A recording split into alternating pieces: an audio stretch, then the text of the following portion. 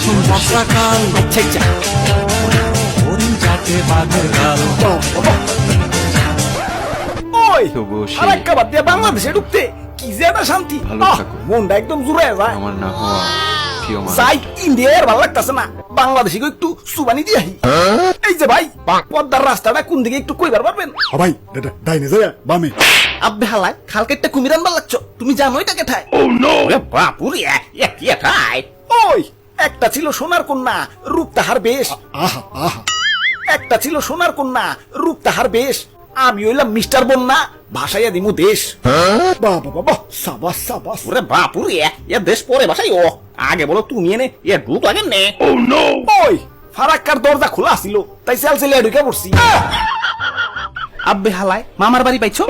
সামান্য টয়লেটে ঢুকতে গেলেই কাশি কুসি আর হেচ্ছু মিচ্ছু দিয়া সিগন্যাল দেওয়া লাগে যে ভিতরে কেউ আছে নাকি। আর তুমি ফারাক্কার দরজা খোলা পাইছো আর চেল চেলে ঢুকে পড়ছো। কানসার নিচে চুপ দিয়ে ভদ্রতা শিখামু। ওই তগো কাছে কি আমার ভদ্রতা শিখন লাগবো? যা ভাগ, আমার এখন বাংলাদেশে সুবানি খাওয়াই তুইব। আরে তো ধর্মিয়া, আপনি যে বাংলাদেশে ঢুকবার চাইতেছেন, আপনার কি কাগজপাতি আছে? ওই কিসের কাগজপাতি? জানেন না নাকি এক দেশ থেকে আরেক দেশে ঢুকতে গেলে বাবা পাসপোর্ট ভিসা লাগে। চাচা চালু করে পাসপোর্ট ভিসা বের করেন।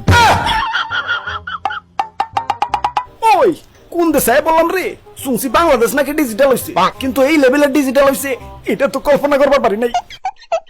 ওরে বাপুরে, এখন থেকে সাবধানে।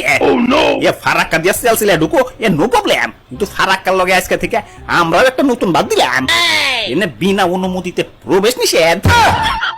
আরে সোনারা, তোমরা এমন করো না, আমারে যাইবার দাও।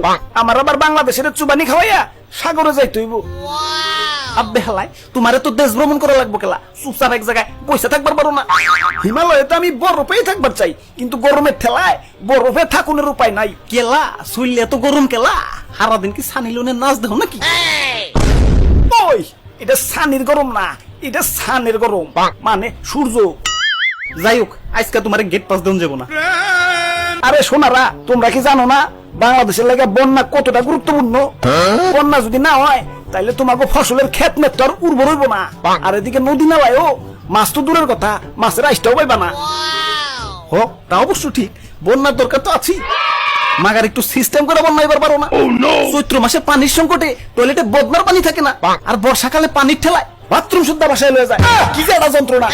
ঠিক কইছেন ভাই, ঠিক কইছেন। ওরে বাপুরে, এ বন্যার যন্ত্রণায় এ জীবনটা মোর তেনাতে নামিয়ে গেলে। আচ্ছা আচ্ছা, ওই শোনারা বাই কইছি, আমারে যাইবার দাও, আমার আবার দেশ ভাষাই তৈব। তোমারে যেতে দিতে পারি, কিন্তু আমাকে কিছু শর্ত আছে। কয়ে ফেলাও, সব শর্ত মানতে রাজি।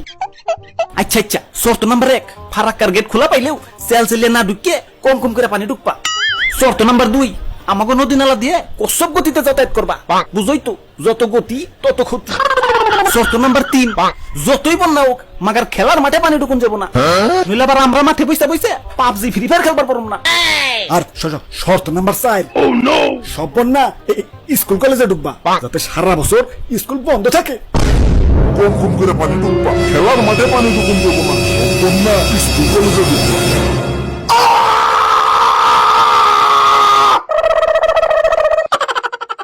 হাই ব্রোস, কি অবস্থা? সত্যি আশা করি সবচেয়ে ভালো আছো। তো আজকের ভিডিওটা কেমন হচ্ছে কমেন্টে লিখে ফেলো, লগে একটা লাইকও দিয়ে দিও, কিপটা মিমিটাই করো না। আবারও দেখাবো না কোনো ভিডিওতে, সে পর্যন্ত ভালো থাকো, ওকে।